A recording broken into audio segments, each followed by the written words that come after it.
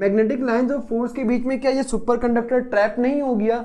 अब क्या होगा कि जैसे ही हमने इस मैग्नेट को थोड़ा पीछे करेंगे ये खुद ब खुद पीछे आएगा, ये इसके साथ चिपकेगा नहीं आके। अस्सलामुअलैकुम everyone, today is our third lecture of physics first year. आज हम देखेंगे स्कोप ऑफ फिजिक्स के हमारी जो जनरल लाइफ है इसके अंदर हम फिजिक्स को कहाँ कहाँ यूज़ कर सकते हैं और कहाँ करना चाहिए। तो फिजिक्स, स्कोप ऑफ फिजिक्स क्या है कि आपका वो नॉलेज जिससे आप टेक्नोलॉजीज को डेवलप कर सकें, जिसमें जो सबसे मोस्ट इंपॉर्टेंट है वो आपका फ्यूल्स डेवलपमेंट है कि आप फ्यूल्स किस तरह से प्रिपेयर कर सकते हैं, एनर्जी किस तरह से प्रिपेयर कर सकते हैं। सिमिलरली माइक्रोचिप्स हो गई, वो भी आप फिजिक्स में ही प्रिपेयर करेंगे। इस तरह से आपके पास काफ़ी सारी फील्ड्स हैं जो अभी हम कवर करने लगे, जिसमें सबसे पहला आपके पास आता है रोबोटिक्स। रोबोटिक्स में आपके पास क्या होता है, रोबोटिक्स जो इवॉल्व हुई है, मीन्स अगर रोबोटिक्स चल रही है किसकी वजह से चल रही है, वो है मैकाट्रॉनिक्स। अब मैकाट्रॉनिक्स आपके पास एक ऐसी फील्ड है जिसके अंदर रोबोट्स के बारे में पढ़ा जाता है, जैसा कि हमारे चैनल का भी नाम मैकाट्रॉनिक्स ही है और वो यहीं से लगा है क्योंकि यही मेरी फेवरेट फील्ड है।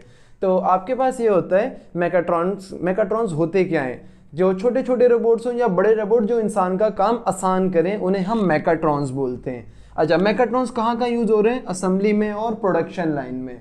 असेंबली का मतलब ये होता है कि चीज़ों को जोड़ना। जैसे लेट्स सपोज अब मशीन्स हैं वो वेल्डिंग कर रही हैं, क्या है जो मशीन है वो एक मैकाट्रॉन है और वो वेल्डिंग कर रही है, इंसान नहीं कर रहे। तो क्या हो रहा है, इंसान का काम आसान हो रहा है। असेंबलिंग माने होता है चीज़ों को जोड़ना, या वेल्डिंग के अलावा स्क्रू नट्स वगैरह टाइट हो रहे हैं तो वो भी असेंबली में आ जाता है। देन प्रोडक्शन लाइन का मतलब है कि जैसे कि आपके पास क्या हुआ, ज़्यादा मैकाट्रॉन्स आ गए, ज़्यादा रोबोट्स आ गए, काम ज़्यादा जल्दी हो जाएगा तो हमारी जो प्रोडक्शन है वो भी बढ़ जाएगी।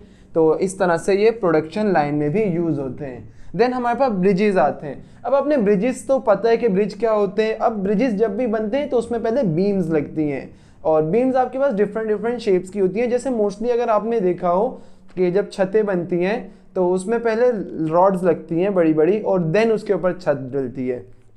तो आपके पास क्या होता है, ब्रिजेस के लिए मेन इंपॉर्टेंट चीज़ क्या है, बीम्स।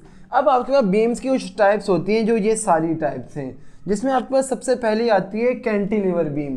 कैंटिलीवर बीम किस तरह की होती है? अच्छा, इससे पहले मैं आपको एक चीज़ बता दूं कि जब भी मैं इस तरह का साइन बनाऊंगा, एक लाइन और ऐसे बना रहा हूँ, इसका मतलब है कि ये आपकी एक ऐसी सपोर्ट है जो मूव नहीं कर सकती, एक फिक्स सपोर्ट होती है। तो कैंटिलीवर बीम किस तरह की होगी कि एक सपोर्ट है जो कि फिक्स्ड है और इसके साथ एक बीम लगी हुई है जिसका एक एंड फिक्स्ड है और दूसरा हैंग कर रहा है। इस तरह की बीम को हम क्या बोलते हैं, cantilever beam. Then simply supported beam. अच्छा, सिंपली सपोर्टेड से क्या मुराद है कि लेट सपोज एक बीम है आपके पास और उसके दोनों एंड सपोर्ट हुए हैं, मीन्स किसी चीज़ के ऊपर रखे हुए हैं। आपके पास दो तरह की सपोर्ट्स आती हैं, एक को आप बोलते हो रोलर सपोर्ट जो एक सर्कल से शो होती है और एक को आप फिक्स सपोर्ट बोलते हो जो एक ट्राइंगल से शो होती है। तो आपके पास सिंपली सपोर्टेड में क्या होगा, बीम के दोनों एंड सपोर्टेड होंगे। अच्छा, देन आपके पास ओवरहैंगिंग का क्या मतलब है कि बहुत ज़्यादा ओवर होके हैंग कर रही है बीम, कुछ इस तरह से कि जैसे कि एक आपके पास बीम है और उसकी एक सपोर्ट में यहाँ लगा देता हूँ और एक सपोर्ट में यहाँ लगा। अब क्या हो रहा है, यहाँ पे सपोर्ट्स एंड पर थी, यहाँ पे बीच में सपोर्ट्स आ गई हैं। क्या हो रहा है कि ये वाला पार्ट है इन बीम्स का, ये पार्ट हैंग कर रहा है, ओवर हैंग कर रहा है। तो इस तरह की बीम्स को क्या बोलेंगे, overhanging beam.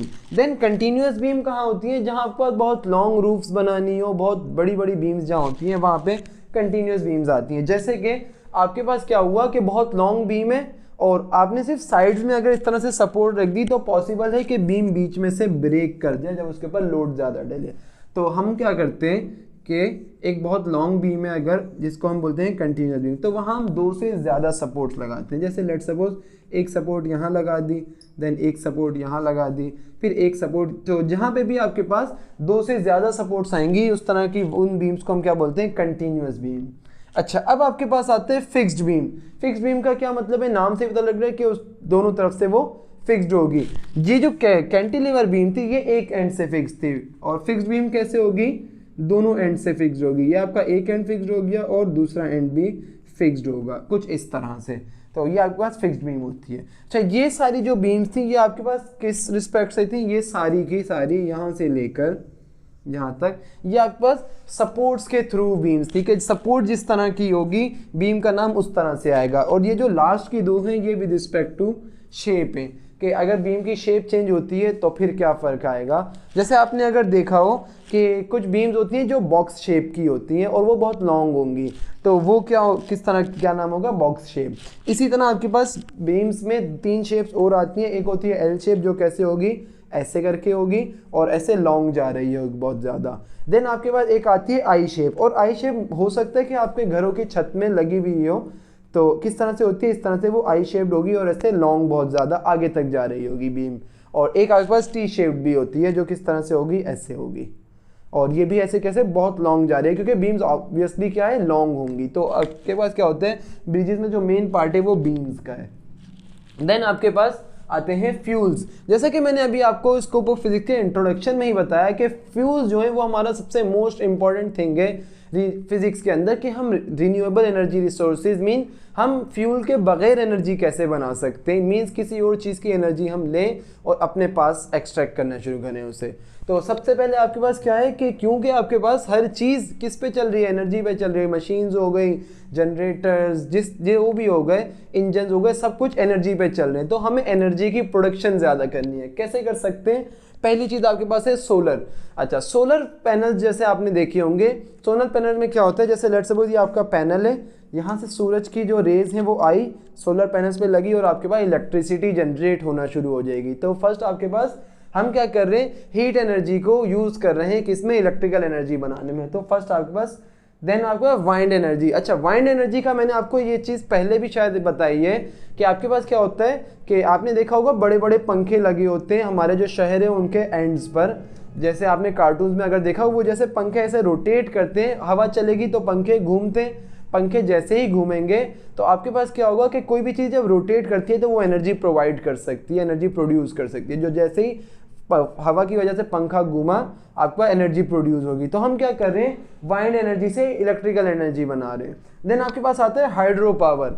Hydro power में आपके पास ये होगा कि आप वाटर की जो वेव्स हैं उनके थ्रू आप क्या करेंगे, एनर्जी प्रोड्यूस करेंगे। जैसे आपके पास क्या हो रहा है कि लेट्स सपोज आपने एक टायर ले लिया और कहीं से रिवर से ऐसे डाउनवर्ड पानी आ रहा है, तो क्या होगा, जब वो टायर के साथ जाके लगेगा तो टायर को रोटेट करेगा। और मैंने अभी बताया है कि क्या, जब भी कोई बॉडी रोटेट करेगी तो वो एनर्जी प्रोड्यूस करती है। तो इस तरह से हम हाइड्रो पावर के थ्रू भी एनर्जी प्रोड्यूस कर सकते हैं। देन आपके पास आता है जियोथर्मल, और ये एक बहुत अच्छी फील्ड भी है, कह सकते हैं इस चीज़ को, कि आपके पास क्या होता है, हम अर्थ की एनर्जी एक्सट्रैक्ट कर रहे हैं इसके अंदर। कितनी हैरानी की बात है, जैसे आपने अगर कार्टून्स में देखा हो, रियल लाइफ में तो आपने नहीं देखा होगा, अक्सर ज़मीन में से लावा निकल रहा होता है, एक रेड कलर का वाटर होता है जो निकल रहा होता है। तो कहीं से अगर वो निकल रहा हो तो हम उसके यूज़ से क्या करते हैं, पानी को बॉयल करते हैं और आपके पास स्टीम प्रोड्यूस होती है। स्टीम मीन्स आपके पास पानी सारा एवापोरेट हो जाएगा। उस स्टीम के थ्रू भी हम एनर्जी प्रोड्यूस कर सकते हैं थ्रू डिफरेंट इंजन्स। वो आपके पास क्या होती है, जियोथर्मल। एक्चुअली यहाँ पे भी हम क्या करें, हीट एनर्जी को यूज़ करें, अर्थ की जो एनर्जी है, हीट एनर्जी। देन आपके पास आ रहे हैं हाइड्रोजन फ्यूल सेल्स। अच्छा, हाइड्रोजन फ्यूल सेल्स में हमारे पास ये कुछ इलेक्ट्रोकेमिकल सेल्स होते हैं। इलेक्ट्रोकेमिकल से मुराद ये है कि ऐसे सेल्स जिसमें केमिकल एनर्जी को हम कन्वर्ट कर रहे हैं इलेक्ट्रिकल एनर्जी के अंदर। अच्छा, तो आपके पास यहाँ पे हाइड्रोजन गैसेज होती हैं जिसके हम एनर्जी को एक्सट्रैक्ट करते हैं और उससे हम एनर्जी प्रोड्यूस करते हैं या इलेक्ट्रिसिटी प्रोड्यूस करते हैं। तो ये आपके पास क्या होगी, hydrogen fuel cells. Then biofuels. Biofuels में आपके पास ये होता है, जैसे आपने अगर सुना होगा कि चाइना जो है आजकल कचरे से भी एनर्जी बना रहा है, इसी तरह आपके बायोफ्यूल्स में क्या होता है, फंजाई हो गए, अल्जाई हो गए, या हमारी बॉडी के जो वेस्ट प्रोडक्ट्स होते हैं उनसे भी एनर्जी बन सकती है। तो आपके पास ये क्या होते हैं, बायोफ्यूल, जिसमें हम क्या करेंगे कि बायोलॉजी के जो चीज़ें हैं जैसे प्लांट्स हो गए या डेड बॉडीज से भी आपके पास एनर्जी प्रोड्यूस हो सकती है, लेकिन वो करते नहीं हैं। लास्ट आपके पास आता है वेव या टाइडल पावर। अच्छा, वेव या टाइडल पावर में आपको ये चीज़ समझनी पड़ेगी। आप सबको पता है कि वेव्स की जो शेप होती है वो कैसी होती है, कुछ इस तरह से होती है वेव्स की शेप। अब आपके पास एक वेव जा रही है और इसमें क्या होता है, टाइडल पावर में हम कुछ इस तरह से स्ट्रिंग्स को अटैच करते हैं कि लेट्स सपोज स्ट्रिंग है, जब वेव ऊपर की तरफ जा रही है तो क्या होगा, ये स्ट्रिंग अपवर्ड खींचेगी, और जब वेव डाउनवर्ड जा रही है तो स्ट्रिंग वापसी नीचे आ जाएगी। ऐसे ही होगा, ये वेव जब अप गई तो यहाँ से भी तो पानी ऊपर जा रहा है तो ये स्ट्रिंग खींच के ऊपर होगी, जब पानी नीचे आएगा तो स्ट्रिंग वापसी नीचे आ जाएगी। तो इस तरह का एक हम फॉर्म करते हैं जिससे हमारे पास अगेन एनर्जी कंस्ट्रक्ट हो सकती है। तो ये आपके पास कुछ डिफरेंट चीज़ें हैं स्कोप ऑफ फिजिक्स के हवाले से। और आपके पास ये जो स्कोप ऑफ फिजिक्स का टॉपिक है, इससे पेपर में सिर्फ एमसीक्यूज आएंगे, थ्योरेटिकल पार्ट नहीं आता है, यहाँ से नहीं आ सकता, क्योंकि आपके पास ये सब थ्योरेटिकल है और एमसीक्यूज में आएगा सिर्फ। तो आप इसको जल्दी से नोट कर लें, इसका स्क्रीनशॉट लें, देन हम रेस करके इसको आगे करते हैं।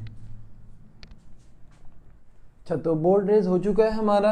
अब हम देखते हैं सुपर कंडक्टर्स और मैग्नेटिक लेविटेशन। ये दोनों कोरिलेटेड हैं, दोनों एक ही चीज़ें होती हैं। सुपर कंडक्टर्स हमने लास्ट लेक्चर में भी देखे थे। सुपर कंडक्टर्स क्या होते हैं कि कुछ मेटल्स होते हैं, जैसे कि यहाँ पर लिखा हुआ है एल्यूमिनियम, लेड और नियोबियम। इनको हम बहुत ज़्यादा कूल डाउन करते हैं और कूल डाउन करने से इनकी इलेक्ट्रिकल रेजिस्टेंस कम हो जाती है।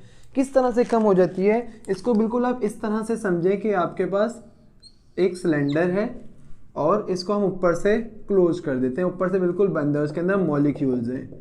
तो मॉलिक्यूल्स हैं और हम ये कर रहे हैं कि इसको हम हीट अप करना शुरू करते हैं, हीट प्रोवाइड करते हैं इसे। हीट प्रोवाइड करने से क्या होगा, सिलेंडर जब क्लोज है, उसके अंदर गैस है और हीट प्रोवाइड करें, थोड़ी देर बाद क्या होगा, सिलेंडर फट जाएगा। क्यों फट जाएगा, आपके पास ये हो रहा है कि हम एनर्जी प्रोवाइड कर रहे हैं। कौन सी एनर्जी, हीट एनर्जी।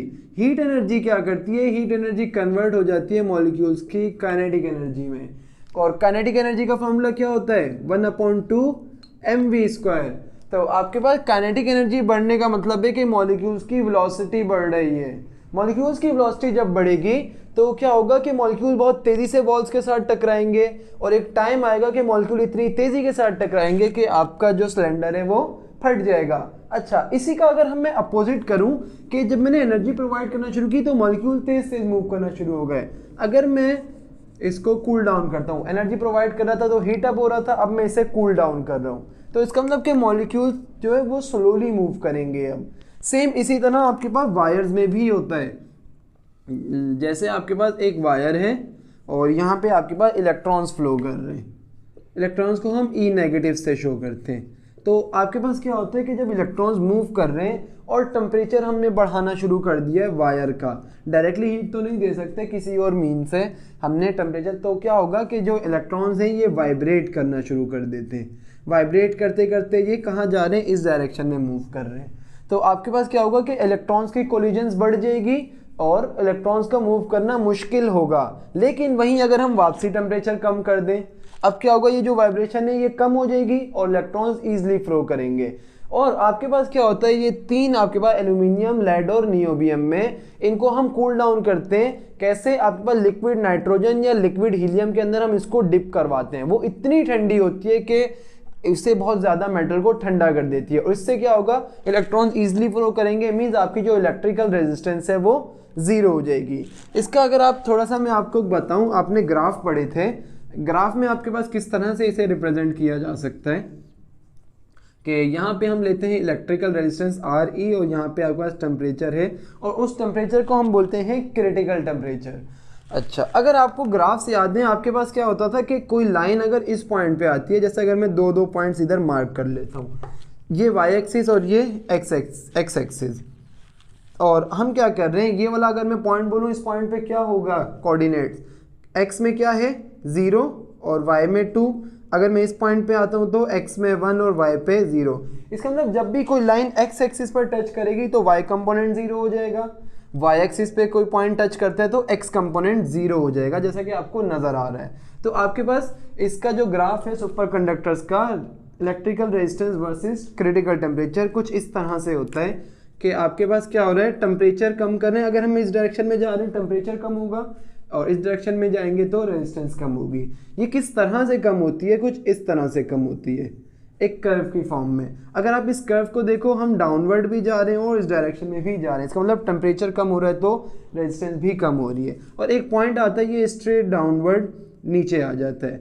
इस पॉइंट पे जैसा कि मैंने कहा था, एक्स एक्सिस पर क्या होगा, वाई कंपोनेंट 0 हो जाएगा, वाई कंपोनेंट 0 है, इस तरह ये एक्स एक्सिस है, एक्स एक्सिस पे Y component mean electrical resistance 0 हो जाएगी।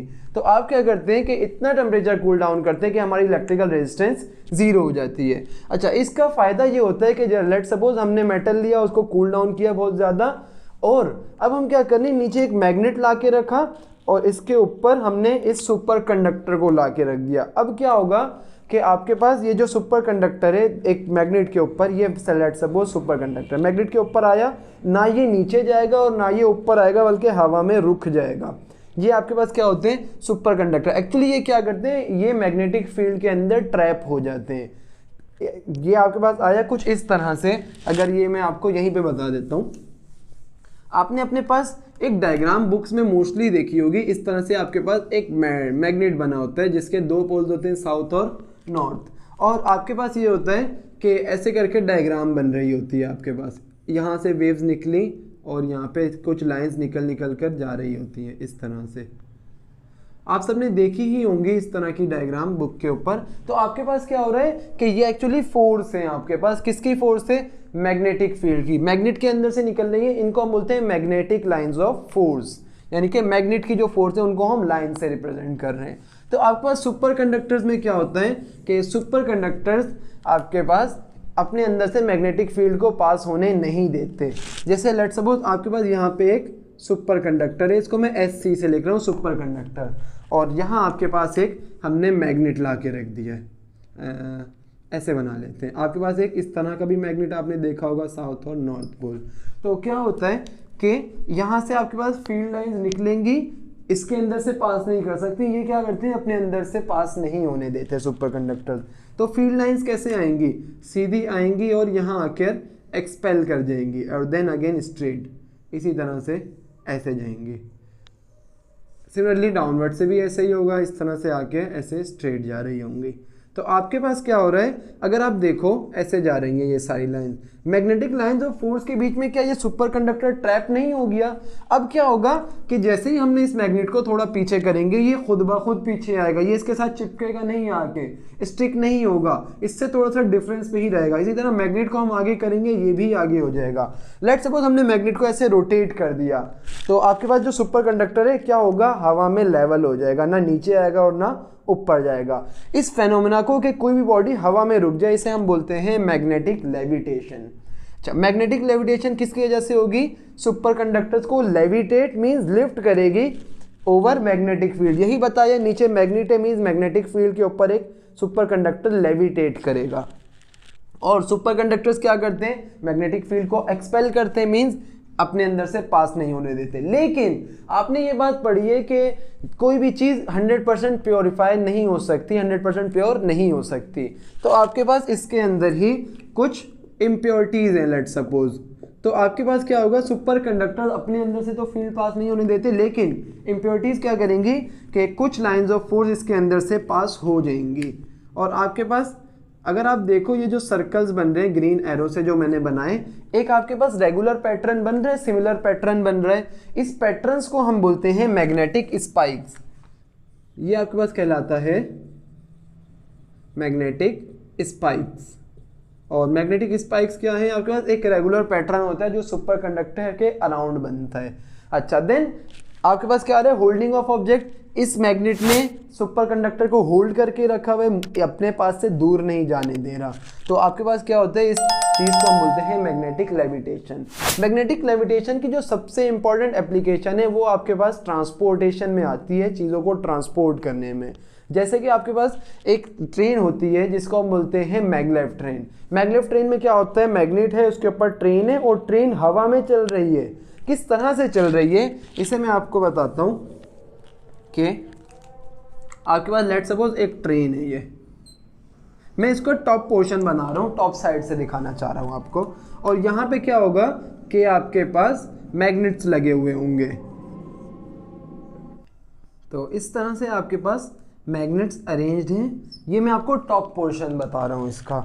और let suppose south north south north south और नॉर्थ साउथ नॉर्थ साउथ और नॉर्थ, या सिमिलर रख लेते हैं, आसानी रहेगी हमारे लिए। तो साउथ नॉर्थ और साउथ, इस तरह की आपके पास एक टॉप पोर्शन दिखा रहा हूँ ट्रेन का। ट्रेन बहुत लॉन्ग होगी, छोटी ट्रेन बनाइए। तो आपके पास अगेन अब क्या होगा, इसकी जो साइड्स हैं, ट्रेन की जो साइड्स हैं वहाँ पे भी मैग्नेट लगे हुए हैं बाहर की तरफ, कुछ इस तरह से। अब आपको मैंने पहले भी शायद एक बार बताया था कि हमेशा ऑपोजिट पोल्स क्या करेंगे, एक दूसरे को रिपेल करेंगे, यानी दूर कर देंगे। जैसे आपने देखा है कि हमारे पास एक मैग्नेट है ऐसे साउथ और नॉर्थ, और यहीं पे एक मैग्नेट है एक और और साउथ और नॉर्थ, क्या होगा, कभी भी एक दूसरे के चिपक नहीं सकेंगे क्योंकि सेम पोल्स हैं, दोनों एक दूसरे को दूर कर देंगे। लेकिन इसी तरह का एक मैग्नेट यहाँ पे अगर मैं बनाता हूँ साउथ नॉर्थ, और अब नॉर्थ पोल ऊपर है इसका और साउथ पोल नीचे, तो अब क्या होगा, ये दोनों अट्रैक्ट हो जाएंगे, चिपक जाएंगे, स्टिक कर जाएंगे। क्यों? क्योंकि आपके पास डिफरेंट पोल्स आ गए।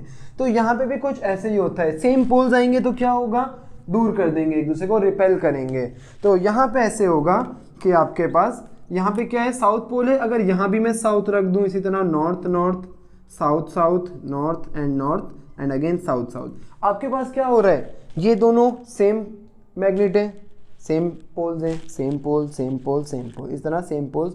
अब आपका ये जो साइड में पोल्स आ रहे हैं, ये किस तरह से आता है कि जैसे ही इस तरह से हुआ, ये क्या होगा, जो ट्रेन है वो, क्योंकि ये मैग्नेट तो मूव नहीं कर सकते, ट्रेन मूव कर सकती है, तो ट्रेन रिपेल होगी और ट्रेन आपके पास कुछ आगे आ जाएगी। जैसे ही ट्रेन आगे आएगी तो आपके पास क्या होगा कि ये जो साउथ पोल है इस पॉइंट पे आ जाएगा और नॉर्थ पोल आगे आ जाएगा, तो आपके पास कुछ इस तरह से हो जाएगा कि लेट सपोज इसी को अगर मज़ीद आगे बना देता हूँ मैं, यहाँ पे मैग्नेट्स होंगे, ये वाला जो पोर्शन है वो आगे आ गया।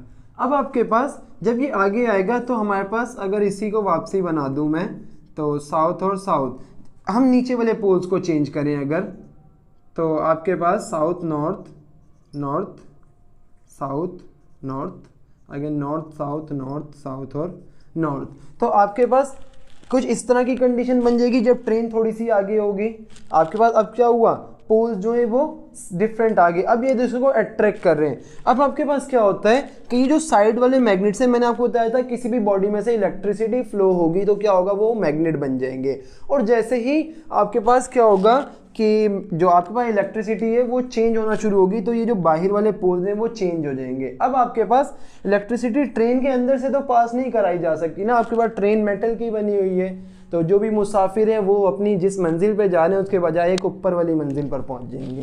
तो आपके पास बाहर की तरफ करंट फ्लो करता है, जिससे मैग्नेट के जो पोल्स हैं वो लगातार चेंज होते हैं और ट्रेन चल रही होती है। इस ट्रेन का फ़ायदा ये होता है कि ये कॉस्ट इफेक्टिव मीन्स बहुत ज़्यादा महंगी होती है, लेकिन एनर्जी एफिशिएंट भी होती है, एनर्जी को कम यूटिलाइज करती है ये। लेकिन आपके पास क्या है कि कॉस्ट इफेक्टिव है तो महंगा है काफ़ी ज़्यादा, इसको परचेज़ करना या बनाना, तो मोस्टली यूज़ नहीं होती। लेकिन आपके पास ऐसी ट्रेन्स चल भी रही हैं अब दुनिया में।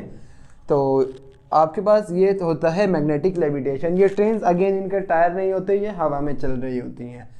तो अब आपके पास दो छोटी छोटी टॉपिक्स इसी के रह गए हैं, जल्दी से इसको अपने पास स्क्रीनशॉट ले लें, देन हम आगे इसको करते हैं। नाउ बोर्ड रेज हो चुका है हमारे पास। अब हमारे पास आते हैं ANC एंड ENC। एक आपके पास है एक्टिव नॉइस कैंसिलेशन और दूसरा है इन्वायरमेंटल नॉइस कैंसिलेशन। इन दोनों का काम ही एक ही है कि ये जो आपके पास अनवांटेड बैकग्राउंड साउंड्स हैं इनको रिड्यूस करता है, ख़त्म करता है इनको। जैसे अगर आपने कभी वीडियो बनाई हो, आप जिसकी वीडियो बना रहे हो उसकी वॉइस तो आ रही है, अलग से एक शोर आ रहा होता है, उसको रिड्यूस करते हैं कौन कौन, ANC एंड ENC, दोनों ही अनवांटेड बैकग्राउंड को रिमूव करते हैं। अच्छा, ANC आपके पास कहाँ कहाँ यूज़ होगा, माइक्रोफोन्स में और वीडियो कॉन्फ्रेंसिंग में। जैसे अगर आपके पास क्या होता है, आपने किसी को कॉल लगाई और अब वो वहाँ से बोल रहा है, उसकी आपको आवाज़ आ रही है, अगर साथ में शोर भी आना शुरू हो जाए तो क्या होता है, हमारा जो माइक्रोफोन है उसके अंदर ANC लगा होता है जो क्या करता है, जो शोर है उसको कम करता है। लेकिन जब शोर बहुत ज़्यादा हो जाएगा तो ऑब्वियसली माइक्रोफोन की जो वर्किंग है वो रिड्यूस हो जाती है। तो आपके पास क्या होता है, किस चीज़ पर फोकस कर रहा है, कैंसिल कर रहा है किसको, नॉइसेस को जो माइक्रोफोन के अराउंड हैं। आपके पास माइक्रोफोन जिसकी कॉल आई है उसके माइक्रोफोन के अराउंड जो नॉइसेस हैं वो सारी कैंसिल होंगी, किससे, ANC से। और इम्प्रूव क्या हो रहा है, आपके पास क्वालिटी इम्प्रूव हो रही है ऑब्वियसली साउंड की, किस साउंड की, जो आप सुन रहे हो। तो आपके पास क्या होगा कि ANC क्या कर रहा है, जो माइक्रोफोन के अराउंड शोर आ रहा है उसको रिड्यूस करके दूसरे मोबाइल में भेज रहा है। देन आपके पास ENC सेम पर्पज़ है, लेकिन ये कहाँ यूज़ होता है, हेडफोन्स में या एयरबड्स में। अब लेट सपोज आपने हेडफोन्स लगाए या एयरबड्स जो आपके पास है या हैंड फ्रीज लगाई और आपके पास हैंड फ्री में शोर नहीं आ रहा है, बल्कि बाहर से लोग शोर कर रहे हैं, कोई हथौड़ियाँ मार रहा है, कोई कुछ कर रहा है, कोई फड्डे कर रहा है, लड़ाइयाँ कर रहा है, तो आपके पास क्या होगा कि उसका जो शोर आएगा हेडफोन उससे रिड्यूस करेगा। कैसे रिड्यूस करेगा? जैसे कोई एक शोर आ रहा है, इसका मतलब साउंड वेव एक्स्ट्रा में आ रही है, बिल्कुल उसके opposite headphone sound wave generate करेगा और वो दोनों एक दूसरे के साथ मिलकर कैंसिल हो जाएंगी। जैसा कि मैंने आपको लास्ट लेक्चर में बताया था डिस्ट्रक्टिव इंटरफेरेंस के बारे में, एक वेव है ऐसे, और अगर इसी वेव के ऊपर क्या होगा, ये वेव कौन सी आ रही है, नॉइस आ रहा है हमारे पास, तो जो हेडफोन है वो क्या करेगा, इसका इन्वर्स प्रोड्यूस करेगा वेव का कुछ इस तरह से। तो हमने देखा था कि जब भी क्या होगा कि क्रस्ट क्रस्ट पर आ जाए और ट्रफ ट्रफ पर आ जाए, तो आपके पास क्या, सॉरी क्रस्ट ट्रफ पर आ जाए, इसी तरह यहाँ पे भी क्या हो रहा है, ये रहा क्रस्ट, ये रहा trough, crust trough crust trough, crust trough पर आएगा, तो आपकी जो फाइनल वेव होगी वो क्या होगी, उसका एम्पलीट्यूड जीरो हो जाएगा, मींस वो डिस्ट्रैक्ट हो जाएगी। तो हेडफोन एक्चुअली यही कर रहा है। तो हेडफोन क्या कर रहा है, ये ANC आपके पास क्या कर रहा था, उस क्वालिटी को इम्प्रूव कर रहा है जो आप सुन रहे हो। यहाँ पे क्या कर रही है, किस क्वालिटी को इम्प्रूव कर रहे हैं, जो दूसरे सुन रहे हैं आपकी। जैसे आपकी वॉइस रिकॉर्ड करके कोई ले गया, अब वो जब सुन रहे हैं तो बाहर से जो शोर आ रहा है उस शोर को कौन कम करेगा, एयरबड्स या हेडफोन्स। तो ये डिफरेंस होता है ANC और ENC में। देन लास्ट छोटा सा टॉपिक आपके पास है गायरोस्कोप का। गायरोस्कोप आपके पास एक्चुअली क्या करता है कि जो ओरिएंटेशंस है उनको मेंटेन रखता है। किस तरह से मेंटेन रखता है कि आपके पास जैसे लेट्स सपोज एक स्पिनर है, आप सबने स्पिनर देखा होगा। अब आपने क्या किया, स्पिनर को रख के घुमाया और आप कैसे ऐसे घुमा रहे हो, जैसे ही आप अपनी फिंगर को ऐसे टेढ़ा करते हो, स्पिनर जैसे लेट्स सपोज ये स्पिनर है और ऐसे रोटेट कर रहा है, सही है। अब आपने जैसे फिंगर को ऐसे टर्न किया, स्टिल स्पिनर ऐसे ही घूम रहा है। ऐसा नहीं हुआ कि स्पिनर टेढ़ा हो गया, क्यों? क्योंकि जो आपके पास वो रोटेटरी मोशन होती है उसकी वजह से हमारे पास एक चीज ओरिएंटेशन लॉक हो जाती है हमारी, और इसको हम गायरोस्कोप बोलते हैं। इसकी वजह से हम चीज़ों की पोजीशंस देख सकते हैं कि कोई बॉडी किस तरह से मूव कर रही है, कैसे, गायरोस्कोप से। अच्छा, अब आपके पास गायरोस्कोपिक इनर्शिया क्या होता है, आपने सिंपल इनर्शिया पढ़ा था, लॉ ऑफ इनर्शिया, जिसमें क्या होता है एक बॉडी अगर भाग रही है तो बॉडी में इनर्शिया आ जाता है। भागते भागते आपको कोई फौरन से स्टॉप बोले, आप रुक नहीं सकते, थोड़ा सा आगे जाके रुकोगे। गायरोस्कोपिक इनर्शिया में क्या होता है, एक बॉडी रोटेट कर रही है तो उसके अंदर एक रोटेटरी इनर्शिया प्रोड्यूस होता है जिसे हम गायरोस्कोपिक इनर्शिया बोलते हैं, जो रेजिस्ट करता है किसको, ओरिएंटेशन को। और कहाँ यूज होता है, मोस्टली ये गेम्स में यूज होता है। बाकी आपके पास जो डिजिटल टेक्नोलॉजीज आ रही हैं उसके अंदर भी गायरोस्कोप यूज होना शुरू हो रहा है अब। तो यहाँ आके आपके पास ये बहुत लॉन्ग एक स्कोप ऑफ फिजिक्स मैंने आपको बता दिया कि कितने सारे स्कोप्स हैं, जहाँ हमने कभी सुना भी ना हो वहाँ भी फिजिक्स का स्कोप आया हुआ है। तो उम्मीद करूँगा आपको लेक्चर समझ आया होगा। आप सब अपना ख्याल रखें, मिलते हैं इंशाल्लाह नेक्स्ट लेक्चर में। अल्लाह हाफिज़।